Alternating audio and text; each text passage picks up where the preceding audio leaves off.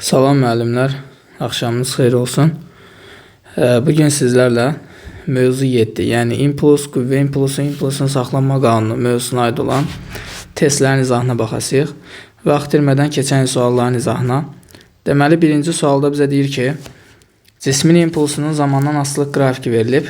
Buna əsasən cismə 0t və 2t, 3t zaman anlarında təsir edən qüvvələrin nisbətini soruşur. Deməli, müəllimlər biz bilirik ki, qüvvə impulsu deməli delta P bərabərdir. F vurulsun delta T'dir. Buradan qüvvəni təyin etsək, F bərabərdir. Delta P bölünsün delta T olacaq. Bunu ilk öncə biz 0T intervalı üçün yazsaq, buna deyirəm F1 bərabərdir. 0T intervalında deməli impuls dəyişməsi P-dən 4P-yə gəlib. Yəni impuls dəyişməsi 3P-yə bərabərdir və keçən zaman T qədərdir, düzdürmü? Bölünsün T. P bölü T-yə F desəm, deməli birinci halda qüvvə 3F-dir. Bir də bizdən 2T 3T intervalında cismə təsir edən qüvvəni təyin etsək, buna F2 deyərəm. F2 bərabərdir. 2T 3T zaman intervalında impuls dəyişməsi gördüyümüz kimi bu 4P-dən 0-a gəlib. Yəni dəyişmə 4P-dir. Bölünsün 2T ilə 3T arasında da keçən zaman müddəti T-yə bərabərdir. P bölü T-yə F demişdik. Onda bu 4F-dir. Deməli, bizdən nəyi soruşur? F1-in F2 nisbətini soruşur. Onda buradan F1 bölünsün F2 bərabərdir. F1-imiz 3F. Bölünsün F2-miz 4F-dir. Buradan ixtisar gedir. Nisbət bizə 4-də 3-ü vermiş olur. Doğru cavab A variantı. İkinci sual. Kütləsi 4 kiloqram olan cismin 10 metr bölü saniyə sürətlə şaquli aşağıya doğru atıldığı zaman yerə 50 metr bölü saniyə sürətlə çatır. Buna əsasən cismə təsir edən qüvvə impulsunun neçə newton vur saniyə olduğunu hesablayın. Deməli, müəllimlər, impuls düsturu P bərabərdir mv'dir, amma dəyişmə olduğuna görə mən buna delta P bərabərdir m delta v yazacağım. Buradan da delta P bərabərdir m vurulsun. Deməli, buradan dəyişmənin yerinə, sürət dəyişməsinin yerinə v çıxılsın v0 yazarıq. Hesablamamızı aparsaq, deməli, delta P bərabərdir. Kütlə 4 vurulsun, son sürət 50 çıxılsın, başlanğıc sürət 10'dur. Deməli, buradan 50 çıxılsın 10, 44'ü də vuranda 160 newton vurulsun saniyə olacaq. Doğru cavabımız Y variantı. Üçüncü sual. Eyni istiqamətdə hərəkət edən iki cismin qeyri-elastiki toqquşmadan sonraki sürətini hesablayın.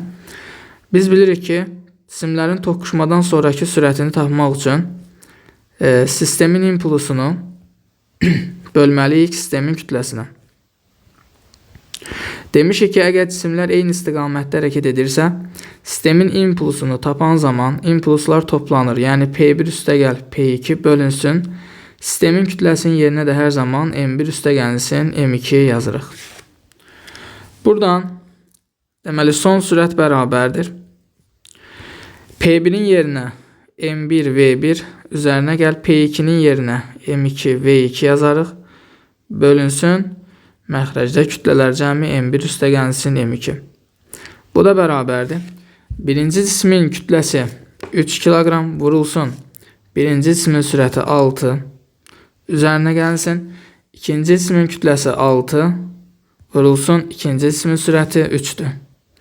Bölünsün kütlələr cəmi, yəni 3 üstəgəlsin 6. Yuxarıda 18 üstəgəl 18'dən 36 bölünsün məxrəcdə 9. Bu da bizə 4 metr bölü saniyəni verəcək. Yəni doğru cavabımız B variantı. Dördüncü sualla davam edək. VK sürəti ilə hərəkət edən 8M kütləli cisim daxili partlama nəticəsində 2M və 6M kütləli iki parçaya ayrılır. Parçaların sürətləri şəkildəki kimi olduğuna görə partlamadan öncəki VK sürətini tapın. Deməli, müəllimlər, biz bilməliyik ki, partlamadan öncəki impuls Partlamadan sonraki impulsa bərabər olmalıdır. İmpulsun saxlanma qanununa görə. Deməli, öncəki impulsa mən yazacağım ki, kütlə fikir verirsinizsə, əvvəl 8m-dir, vurulsun VK, çünki bizə partlamadan öncəki VK sürətini soruşur, bərabərdir. Burada belə bir x oxu götürürəm. Burada bir x oxu götürək. İndi fikir verirsinizsə, deməli, ikinci cisim, yəni 6m kütləli cisim x oxu istiqamətində 5v sürəti ilə hərəkət edir. Deməli, bunun x oxu üzrə proyeksiyası müsbətdir. Onda impulsu olacaqdır 6m vurulsun 5v üzərinə gəlinsin. 2m kütləli cisim isə 3v sürəti ilə x oxunun əksinə hərəkət edir. Ona görə bunun proyeksiyası mənfidir. Yazacağım mənfi. Deməli, 2m vurulsun 3v bərabərdir. Buradan aşağıdan yazaq. Deməli, buradan 8m vk bərabərdir 30mv çıxılsın 6mv. Buradan alırıq ki 8mvk bərabərdir 24mv-yə. M-lər ixtisar gedir. 8vk bərabərdir 24-ə. Deməli, partlamadan öncə cismin sürəti nə qədər olub? 3 metr bölünsün saniyə olub. Yəni, başqa sözlə 3v deyək də buna. Çünki v burada qaldı. Burada 24v'dir. Buradan da alırıq 3v. Yəni, doğru cavabımız A variantı. 5-ci suala deyir ki, kütlələri uyğun olaraq M və 2M olan K və L cisimləri mütləq qeyri-elastiki toqquşmadan sonra 37 dərəcəli bucaq altında və orta sürətli hərəkət edirlər. Buna əsasən cisimlərin ilk sürətlərinin V1 bölü V2 nisbətini tapın. Deməli, müəllimlər, burada nə edərəm? Bu sürət vektorunu 2 dənə toplamına ayıraram. Biri bu şaqili olacaq. Buna VY deyək. Bu da üfüqi olacaq. Buna da Vx deyək. İndi buradakı MV1 nəyə bərabər olmalıdır? Vx-ə bərabər olmalıdır. Yəni, MV1 bərabərdir Vx-ə. 2MV2 isə 2MV2 isə bərabər olmalıdır VY-ə. Deməli, buradan yaza bilərik ki, MV1 bərabərdir. Vx-ımız nəyə bərabərdir? Gəlin kənarda tapağın. Vx-ımız V kosinus 37 dərəcəyə bərabərdir. Kosinus 37-də 0.8 alır. Onda V-yə vuranda 0.8V. VY isə V sinus 37 dərəcəyə bərabərdir. Sinus 37-də 0.6 alır. Onda V-yə vursaq 0.6V olacaq. Gətirib yerinə yazaq. MV1 bərabərdir Vx-ə. Yəni 0.8V-yə. 2MV2 isə bərabər olacaq VY, yəni 0.6V-yə. Gəlin müəllimlər, biz bunu tərəf-tərəfə bölək. Tərəf-tərəfə bölsək, buradan M-lər ixtisar gedər, V-lər ixtisar gedər. Alıram ki, V1 bölünsün 2V2 bərabərdir 0.8 bölünsün 0.6. Buradan da 2 ilə 0.6-nı ixtisar eləsəm 0.3 qalar. Yəni alırıq ki, V1-in V2-yə nisbəti 0.8 bölü 0.3-dür. O da bizə elə 8 bölü 3 verəcək. Doğru cavabımız C variantı. Daha C variantı yox, B variantı. 6 nömrəli sual. Kütləsi 5 kiloqram olan kürəcik 4 metr bölü saniyə sürəti ilə hərəkət edərək üfüqi hamar müstəvi ilə elastiki toqquşur. Kürəciyin impulsunun dəyişməsinin modulunu hesablamağı bizdən soruşur. Deməli, müəllimlər bu sualı həll etmək üçün nə etməliyik? Bu cisim gəlir, bura 30 dərəcə bucaq altına dəyir və bu şəkildə qayıdır, düzdürmü? Burada da müəyyən bir V sürətinə malik olur. İndi bura 30 dərəcədirsə, bura da 30 dərəcədir. İndi biz burada nə edə bilərik? Bu sürət vektorunu toplanına ayırsaq, biri şagulidir. Buna Vy deyirəm. Bir də üfüqidir. Buna da Vx deyirəm. Bura 30 dərəcədirsə, avtomatik burada 30 dərəcədir. İndi burada da həmin şey alınır. Burada da bunu 2 dənə toplanana ayıranda, bir dənə bunu belə göstərək.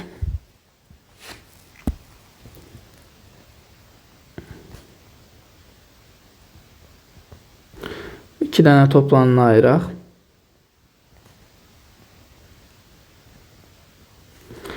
Deməli bu Vy-dir, bu isə Vx-dir.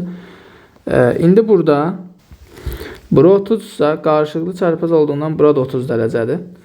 İndi fikir verirsinizsə burada Vy burada aşağı, burada yuxarıdır. Ona görə bunlar bir-birini sıfırlayırlar. Ona görə burada impuls dəyişməmiz olacaqdır. Daha doğrusu müəllimlər, burada mən bu cavabı bir dənə səhv göstərdim. Bura 30 dərəcədirsə, onda burada 30 dərəcədir. Düzdürmü? Bura 30 dərəcədir və bura 30 dərəcədirsə, qarşılıqlı çarpaz bucaqlar bərabər demişik də biz. Ona görə baxın olmalıdır. Bax bu bucaq 30 dərəcə. İndi burada impuls dəyişməsinin x oxu üzrə proyeksiyası sıfıra bərabər olacaq. Çünki impuls dəyişməsinin x oxu üzrə proyeksiyası px çıxılsın p0 x-dir, düzdürmü? Fikir verirsə bunun başlanğıcda və sonda impuls dəyişməsi x oxu üzrə eyni olduğuna görə dəyişmə bizə 0 verəcək. Amma delta py olacaq burada. Delta py fikir verirsinizsə, burada vy aşağıdır, burada vy yuxarıdır, düzdürmü? Onda buradan olacaqdır, deməli, m vurulsun v, daha doğrusu m vurulsun. İndi biz burada yaza bilərik ki, delta py-in yerinə mən yazacağım. Py çıxılsın p0y. Buradan da bunlar əks istiqamətdə olduğuna görə, birincidə vy aşağı, o birində yuxarı olduğuna görə biz bunu toplayasıq. Olası da onda deməli, elə bizdə p0y-da py-ə bərabər olduğuna görə, burada olacaqdır, əks olduğuna görə biz bunu toplayırıq. Olacaq 2py. İndi burada py nəyə bərabərdir? Py bizdə olacaq m vurulsun vy, vy-da m vurulsun v kosinus alfa. Onda buradan nə alırıq biz? 2mv kosinus alfa. Yəni bu da bərabərdir 2mv kosinus 30 dərəcə. Bu da bərabər olacaq 2 vurulsun kütləmiz deməli nə qədərdir? 5-dir. V-nin qiyməti 4-dür. Vurulsun kosinus 30 da kök 3 bölünsün 2-dir. Buradan da alırıq cavabı 20 kök 3 kilogram vur metr böl saniyə. Elə bizdə px 0 olduğuna görə elə impuls dəyişməsi də bizdə delta py-ə bərabər olacaq. 7 nömrəli sual. Deyir ki, düz xətlə hərəkət edən 2 kilogram kütləli cismin təcilinin proyeksiyasının zamandan asılılığı şəkildəki kimidir. Cismin impuls dəyişməsinin modulunu hesablayın. Deməli, müəllimlər biz demişik ki, təcil zaman qrafikində, grafikin altında qalan fiqurun sahəsi bizə nəyi verir? Sürət dəyişməsini verir. Yəni, burada delta v bərabər olacaq nəyə? Fiqurun sahəsinə. Düzdürmü? Fiqurun sahəsini tapmış olsaq buradan trapesiyanın sahəsidir. Trapesiyanın sahəsi biz bilirik ki, oturacaqlarının cəminin yarısı vurulsun hündürlükdür. Bu trapesiyanın görürəm ki, böyük oturacağı 6-dır. Üzərinə gəlinsin. Balaca oturacağı 4-dür. Çünki bu bura bərabərdir də, balaca oturacaq budur. 6 üstə gəl 4 bölünsün 2 vurulsun hündürlük. Hündürlük də baxın buradır. Bu da nə qədərdir? 10-dur. Bərabər eləyirəm. 6 üstə gəl 4, 10. 2-yə böldüm 5. Ona da vuranda 50. Deməli, sürət dəyişməsi nəyə bərabərdir? 50-yə bərabərdir. Sürət dəyişməsi də son sürət çıxılsın başlanğıc sürətdir. Bərabər eləyirəm 50-yə və fikir verirsinizsə, başlanğıc sürəti 0 verib bizə və 0 0-a getdiyinə görə deməli, son sürət 50 metr bölünsün saniyə olacaq. Bizdən də impuls dəyişməsinin modunu soruşur. Impuls dəyişməsi isə delta P bərabərdir. Son impuls çıxılsın başlanğıc impulsdur. Başlanğıc sürət 0 olduğuna görə başlanğıc impuls da 0 olacaq. Onda impuls dəyişməsi elə son impulsa bərabər olacaq. Son impulsun da yerinə mən yazacağım mv. Bu da bərabərdir. Kütləmiz 2-dir. Son sürəti də 50 almışdıq. Buradan impuls dəyişməmiz 100 kg/m/saniyə olacaqdır. Doğru cavab D variantı. 8 nömrəli sual. Dövrətmə tezliyinin sabit qiymətində çevrə özü hərəkət edən cismin impulsu 3 dəfə artarsa, çevrənin radiusu necə dəyişir? Deməli, tezliyin sabit qiymətində deyir. Tezliyimiz burada dəyişmir. Onda mən impulsu P bərabərdir M vur V yazaram. Buradan da M vurulsun. V'nin yerinə də 2 pi r n yazacağım. Cismin kütləsi dəyişmir. 2 pi dəyişmir. Sonra tezliyin qiyməti dəyişmir. Buradan gördüyümüz kimi impuls radiusdan düz mütənasib şəkildə asılıdır. Deməli, biz radiusu 3 dəfə artırsaq, impulsumuz da 3 dəfə artacaq. Doğru cavabımız A variantı. 9 nömrəli sual. Radiusu 5 metr olan çevrə özü bərabər sürətlə hərəkət edən 2 kg kütləli cismin impulsunun 4/3 müddəti ərzində dəyişməsi 20 kök 2 kg/m/saniyə olarsa, cismin mərkəzə qaçma tədini hesablayın. Bura kök 2 səhvən düşüb. Deməli, bizə radius verib, kütlə verib, zaman periodun hansı hissəsi təşkil etdiyini verib, bir də impuls dəyişməsini verib. Bizdən istədiyim mərkəzə qaçma təcilidir. Radius varsa, biz mərkəzə qaçma təcilini V kvadratı bölünsün R düsturu ilə təyin edə bilərik. Sürət yoxdur, radiusumuz var. Deməli, bizim işimiz nə etməkdir? Sürəti tapmaqdır. İmpuls dəyişməsinin belə bir düsturu var çevrə öz hərəkətdə. Delta P bərabərdir 2mv sinus fi bölünsün 2. Çevrə öz hərəkətdə impuls dəyişməsinin düsturudur. Fi nədir? Burada dönmə bucağıdır. Gəlin görəyim, bu 4/3-də neçə dərəcə dönür? Bir tam periodda 360 dərəcə dönürsə, onda bu 4/3-də dönəcək. 4/3 vur 360. Yəni 270 dərəcə dönəcək. Onda gətirib burada finin yerinə 270 dərəcə yazsam, delta P bərabərdir 2mv sinus 270 bölünsün 2-dən olur 135 dərəcə. Bu da bərabərdir. Biz 135-i necə yaza bilərik? 90 plus 45 yaza bilərik də. Onda bu olacaq 2mv sinus 45 dərəcə. Verilənləri yerinə yazaq. Impuls dəyişməsini bizə 20 kök 2 verib yazıram. 20 kök 2 bərabərdir 2 vurulsun. Kütlə 2. Sürəti bilmirik. Vurulsun. Sinus 45-də də bu alır. Kök 2 bölünsün 2. Deməli, kök 2-lər ixtisar gedir. 2-lərin biri ixtisar gedir. Buradan alırıq ki, 2v 20-yə bərabərdir. Deməli, v də 10 metr bölünsün saniyədir. Onda az öncə yuxarıda yazdığım v kvadratı böl r düsturunda kəmiyyətlərin qiymətlərini yerinə yazsaq, v-nin qiyməti 10 kvadratı 100 bölünsün, radiusumuz da 5. Buradan nə alınacaq? 20 metr böl saniyə kvadratı alınacaq. Belə müəllimlər, burada nəsə variantda yəqin səhvlik gedib. Burada 2-nin yerinə yəqin ki 20 olmalı idi.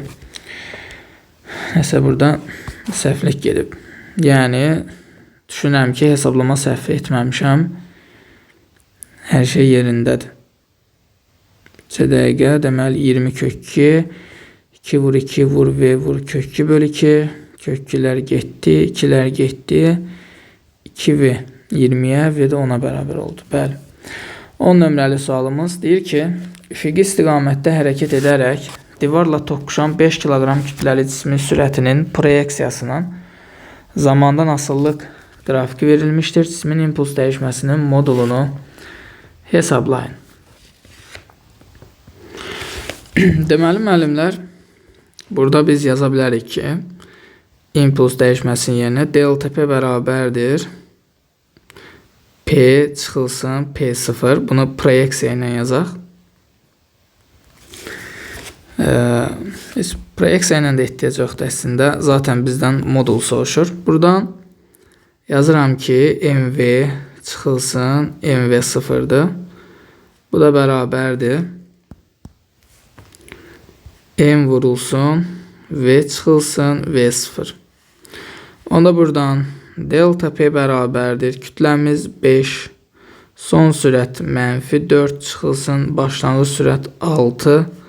Buradan da alırıq mənfi. Bizdən zaten modulunu soruşduğuna görə cavabımız olacaqdır 50 kiloqram vur metr bölünsün saniyə. Doğru cavabımız Y variantı. 11 nömrəli sual. Kütləsi 2 kiloqram olan rezin kürə 3 metr bölü saniyə sürətlə hərəkət edərək divarla elastiki toqquşub geri sıçrayır. Divara təsir edən qüvvə impulsunu hesablayın. Deməli, qüvvə impulsu demək elə impuls dəyişməsi deməkdir. Bu da P çıxılsın P0 yazıram. Bu, məsələn, burada bir X oxu çəkəndə görürük ki, birinci cisim X oxu istiqamətlə hərəkət edir. Impulsun proyeksiyası burada müsbətdir. İkincisi X oxunun əksinə gəlir. Ona görə bu əks istiqamətlə hərəkət olduğuna görə siz birbaşa bunu impuls dəyişməsini tapanda impulsları toplaya bilərsiniz. Buradan da MV üstə gəlinsin MV0 yazarıq. Onda delta P bərabərdir M vurulsun V üzərinə gəlinsin V0. Bu cisim hansı sürətlə gəlirsə, həmən sürətlə də dəyib geri sıçrayır. Onda buradan olacaqdır 2 vurulsun, elə son sürətdə 3, başlanğıc sürətdə 3. Buradan olur 12 Newton vurulsun saniyə. Yəni doğru cavabımız B variantı. 12 nömrəli sual. Başlanğıc impulsu 7 kiloqram vur metr bölü saniyə olan cismə onun hərəkəti istiqamətində 10 Newton əvəzləyici qüvvə təsir edir. 5-ci saniyənin sonunda bu cismin impulsunu hesabla. Deməli, gördüyümüz kimi bizə başlanğıc impulsunun qiymətini 7 kiloqram vur metr bölü saniyə verib, əvəzləyici qüvvəni 10 Newton verib, zamanımız 5-dir, bizdən son impulsu soruşur. Deməli, biz bilirik ki, qüvvə impulsu, yəni impuls dəyişməsi F əvəzləyici vurulsun T'dir. Burada impuls dəyişməsinin yerinə P çıx P0 yazacağım, bərabərdir F əvəzləyici vurulsun T. Son impuls çıxılsın, başlanğıc impulsumuz 7 bərabərdir əvəzləyici qüvvə. Deməli 10'dur, vurulsun zaman da 5'dir. Buradan P çıx 7 bərabərdir 50'yə. Onda 5-ci saniyənin sonunda impuls 57 kiloqram vur metr bölü saniyə olacaq. Doğru cavabımız C variantı. 13 nömrəli sual. Deyir ki, sərbəst düşən cismin sürətinin modulunun zamandan asılı qrafik verilib, cismin kütləsi 200 qram olarsa, yerə dəyən anda impulsunun modulunu hesabla. Gördüyümüz kimi burada sərbəst düşəndir. Sərbəst düşmə zamanı başlanğıc sürətimiz 0-a bərabərdir. Və cisim aşağı doğru gəlirsə, yerə dayananda sürəti maksimal olur. Sürət nə vaxt maksimal olub? 5-ci saniyənin sonunda. Deməli, artıq cismin yerə düşmə müddəti 5 saniyəyə bərabərdir. Onda sərbəst düşmə zamanı başlanğıc sürəti 0 olduğuna görə son sürəti biz V bərabərdir GT düstü ilə təyin edə bilərik. J 10'dur, zaman 5'dir. Deməli, cisim yerə 50 metr bölü saniyə sürətlə dəyib. Onda biz cismin yerə dayan anda impulsunu tapmaq istəyiriksə, yazırıq M vurulsun V. Yəni yerə dayan anda sürət. P yer, V yer yazaq. Buradan da kütləmiz 200 qramdır. Kiloqrama çevirsəm 0.2. V qırığımız yox, daha doğrusu yerə dayan anda sürətimiz 50. Buradan da yerə dayananda impuls 10 kilogram vur metr bölünsün saniyə olacaqdır. Doğru cavabımız A variantı. 14 nömrəli sual. M bərabərdir 4 kilogram kütləli cismin hərəkət tənliyi x bərabərdir 10 üstəgəl 4t şəklindədir. Cismin impulsunun və ona təsir edən əvəzləyici qüvvənin modulunu hesabla. Gördüyümüz kimi müəllimlər bu hərəkət tənliyidir. Düz xətti bərabər sürətli hərəkətdə x bərabərdir x0 üstəgəl vt-dir. Biz bilirik ki, düz xətti bərabər sürətli hərəkətdə, bu düz xətti bərabər sürətli hərəkətdir. Düz xətti bərabər sürətli hərəkətdə sürət dəyişmir, təcil yaranmır. Təcil yaranmırsa, əvəzləyici qüvvə də 0 olar. Deməli, əvəzləyici qüvvəmiz 0 olmalıdır. İmpulsumuzə P bərabərdir, M vurulsun V-dir. Kütlə 4-dür, sürətin qiyməti isə T-nin qarşısındakidir, yəni 4-dür. Vur 4. Buradan da alırıq 16 kilogram vur metr bölü saniyə. 16 və 0 doğru cavabımız C variantı. 15 nömrəli sual. Düz xətli hərəkət edən 2 kilogram kütləli cismin koordinatının zamandan asılı qrafiki verilib cismin impulsunun proyeksiyası. Deməli bu Px bərabərdir M vurulsun Vx-dir. Vx-i bilməliyik. Gördüyümüz kimi koordinat zamanla xəttə asılıdır. Xəttə asılıdırsa düz xətli bərabər sürətli hərəkətdir. Və V-nin düsturu x çıxılsın x0 bölünsün t-dir. Son koordinatım gördüyümüz kimi 8, başlanğıc koordinatımız 4-dür. Onda 8 çıx 4 bölünsün keçən zaman 4. Deməli sürətimiz 1 metr bölü saniyədir. Gətirib yerinə yazsam M2 V1, bu da 2 kilogram vur metr bölü saniyə olacaq. Doğru cavabımız A variantı. 16 nömrəli sual. Çevrəzə bərabər sürətlə hərəkət edən cismin A nöqtəsində, yəni baxın bu nöqtədə impuls dəyişməsinin və cismin impulsunun istiqaməti. Deməli impuls dəyişməsi, bir də impuls. İmpuls dəyişməsini əvəzləyici qüvvə təcil kimi düşünün. Yəni impuls dəyişməsinin istiqaməti əvəzləyici qüvvə və təcil istiqamətində olur. Cismin impulsunun istiqaməti isə sürət istiqamətində olur. İndi impuls dəyişməsi deyirsə, əvəzləyici qüvvə və təcil kimi çevrənin mərkəzinə doğru yönəlməlidir. Deməli, impuls dəyişməsinin istiqaməti 5 istiqamətindədir. Və bu cismin impulsunun istiqaməti isə sürət istiqamətində olmalıdır. Bu da fikir verirsinizsə istiqamətə sadə əqrəbin əksinə fırlanır. Belə fırlananda cismin impulsun istiqaməti 1 istiqamətində yönələcəkdir. Deməli, impuls dəyişməsinin istiqaməti 5, cismin impulsun istiqaməti isə 1 olacaqdır. Doğru cavabımız D variantı. 17 nömrəli sual. Cismin impulsu zamana görə Px bərabərdir 5t kvadratı üstəgəl 2 qanunu ilə dəyişir. İkinci saniyənin sonunda cismə təzilən qüvvəni hesabla. Biz bilirik ki, qüvvə impulsun zamana görə birinci tərtib törəməsinə bərabərdir. Onda bizə verilən 5t kvadratı üzərinə gəlsin 2-dən törəmə alsaq, 5t kvadratın törəməsi 10t eləyir, 2 də sabit ədəddir, törəməsi 0-dır. Buradan da deməli, nə almış olduq biz? F-imiz oldu, F bərabərdir 10t. Bizə də zamanı 2 verib, onda 10 vurulsun 2-dən, qüvvə olacaqdır 20 newton. Doğru cavab Y variantı. 18 nömrəli sual. Cismə təsir edən əvəzləyici qüvvənin zamandan asılı qrafikinə görə 5 saniyə ərzində onun impuls dəyişməsini hesablayın. Biz demişik ki, qüvvənin zamandan asılı qrafikində grafikin altında qalan fiqurun sahəsi bizə impuls dəyişməsini verir. Fikir verirsinizsə, burada bir sahə var.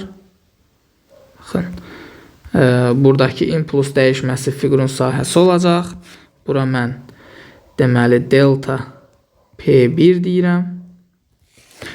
Daha sonra bir də bu qrafikin altında qalan sahə var. Burada mən delta P2 deyirəm. Gəlin, onda bizdə belə çıxır ki, ümumi 5 saniyədə impuls dəyişməsi delta P, bu delta P1 ilə delta P2'nin cəminə bərabər olacaqdır. Delta P1'i təyin eləsək, fikir verirsinizsə, gəlin diqqətlə bura baxaq.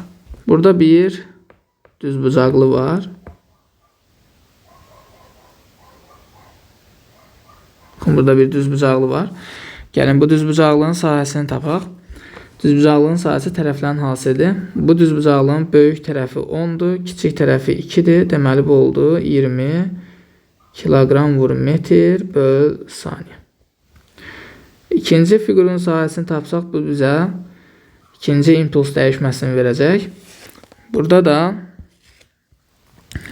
fikir verirsinizsə, balaca bir düzbucaqlı var. Bu düzbucaqlının da sahəsini tapsaq olacaqdır. Bu düzbucaqlının, yəni burada göstərim mən, bir tərəfi 0 ilə 5'in arası 5'dir. Digər tərəf isə 2 ilə 5'in arası 3'dür. Onda mən yazaram 5 vurulsun 3'dən 15 kilogram vurulsun metr bölünsün saniyə. Və ümumi impuls dəyişməsi dedik ki, bunların cəminə bərabər olmalıdır. Yəni 20 üzərinə gəlsin 15. Bu da olacaqdır 35 kilogram vur metr böl saniyə. Doğru cavabımız C variantı. Növbəti sualla davam edək müəllimlər. Deməli 19 nömrəli sualda bizə deyir ki, V0 bərabərdir 50 metr böl saniyə sürətlə şaquli yuxarı atılmış 6M kütləli cisim atıldıqdan 4 saniyə sonra partlayır və 3 qəlpəyə ayrılır. Hər qəlpənin kütləsi şəkildə göstərilib.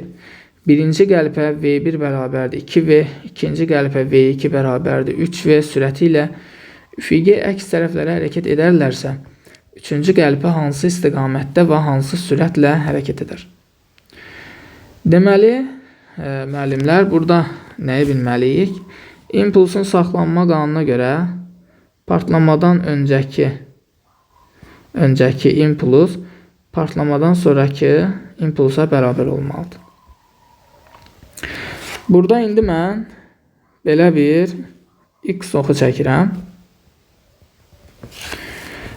Öncəki impuls nəyə bərabərdir? İlk öncə bunu bilmək lazım. Fikir verirsinizsə, bu cisim 50 ilə atılıb və 4 saniyə sonra partlayıb. Yəni sürəti 50 olanda yox ha. Bu elə bir ki 50 ilə atılıb, 4 saniyə gəlib bura çatanda partlayıb. Onda görək 4 saniyə sonra bu cismin, mərminin sürəti nə qədər olub? Şaquli yuxarı atılmış hərəkət olduğuna görə, şaquli yuxarı atılmış hərəkətdə son sürət V0 çıxılsın JT ilə tapılır. Buradan V bərabərdir V0 50 çıxılsın J10 zaman da 4. Buradan 50 çıxılsın 40'dan alırıq 10 metr böl saniyə. Deməli partlayan anda bu cismin sürəti 10 olub. Yəni bura çatanda olub bunun sürəti 10 metr böl saniyə. Onda mən öncəki impulsu yazsam, kütlə gördüyümüz kimi partlamadan öncə ümumi kütlə 6M'dir. Vurulsun sürət 10'dur. Bu öncəki impulsdur, bərabərdir. Sonraki impulsa baxaq.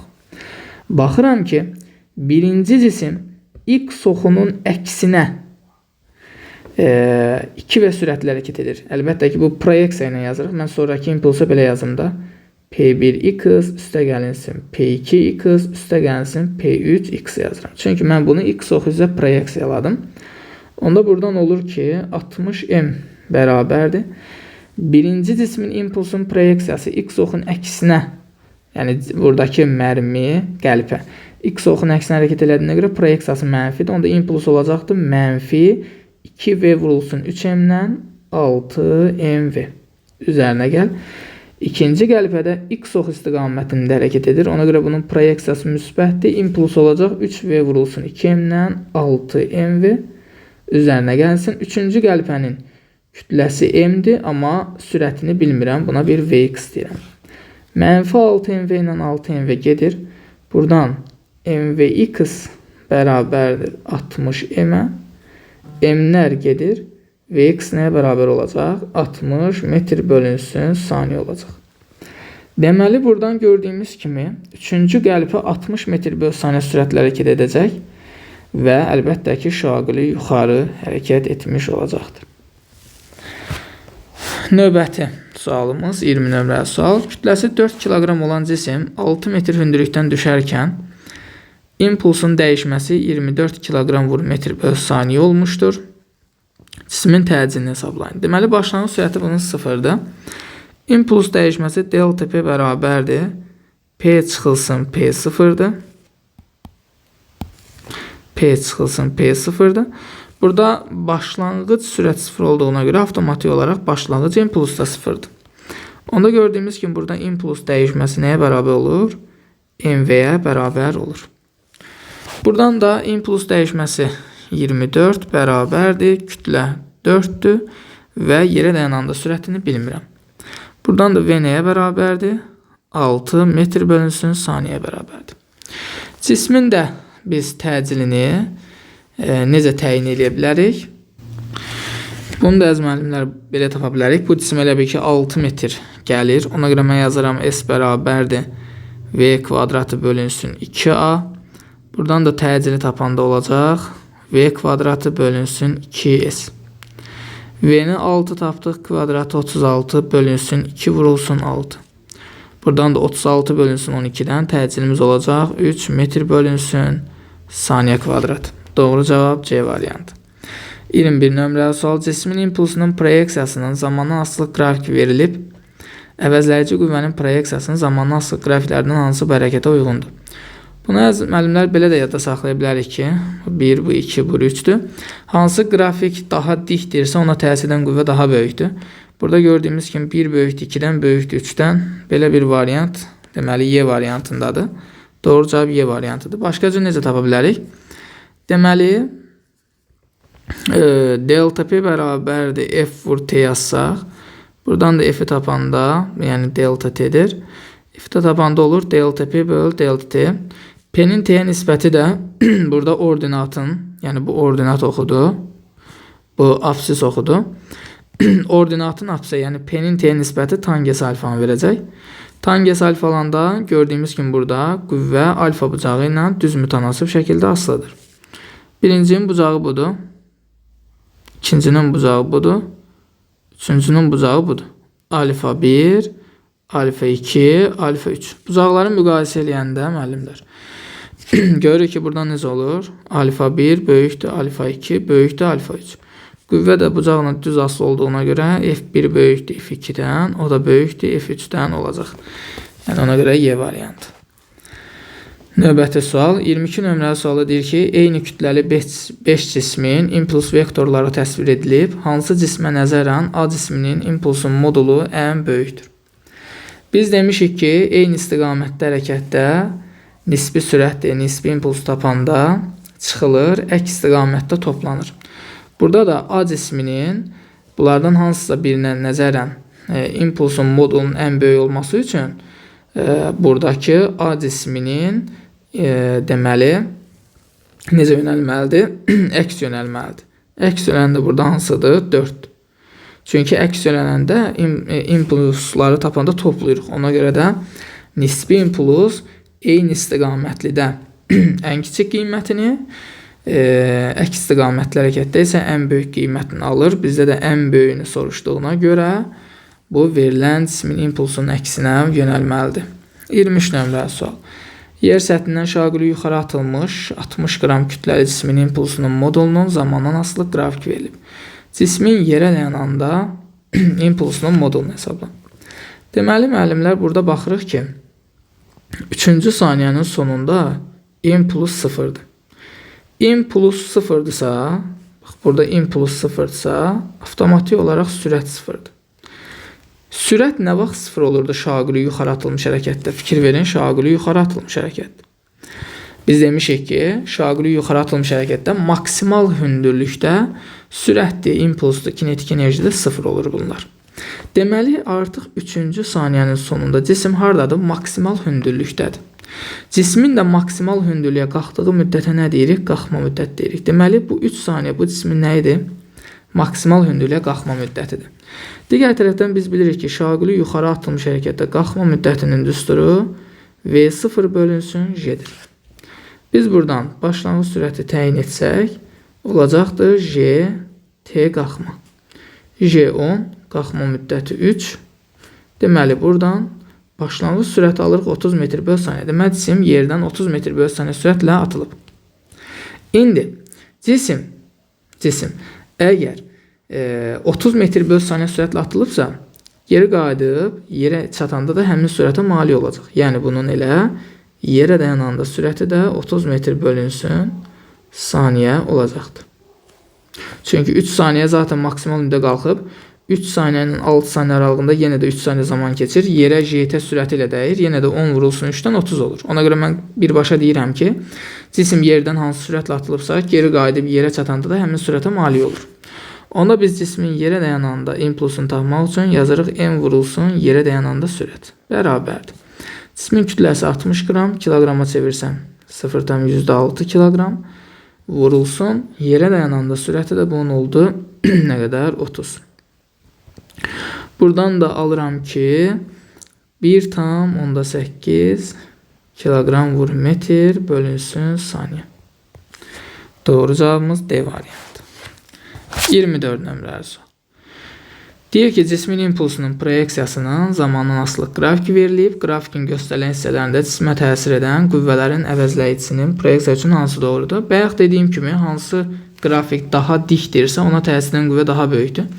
Gördüyümüz kimi 3 qrafiki birə nəzərən daha dikdir. Deməli F3 F1-dən necə olmalıdır? Böyük olmalıdır. 2-də də baxıram ki, impuls sabitdir. İmpuls sabitdirsə, avtomatik olaraq sürət sabitdir.